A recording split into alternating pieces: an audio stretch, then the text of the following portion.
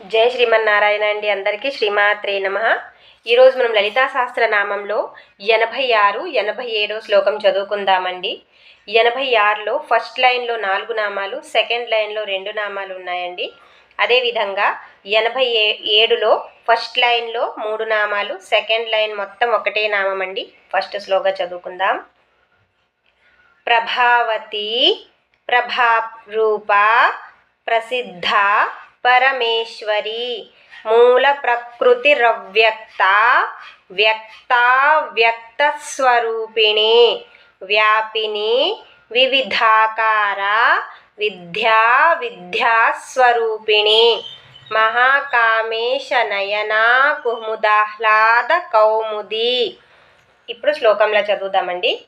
ప్రభావతి ప్రభారూప ప్రసిద్ధ పరమేశ్వరి మూల ప్రకృతిరవ్యక్త వ్యక్త స్వరూపిణి వ్యాపిని వివిధాకార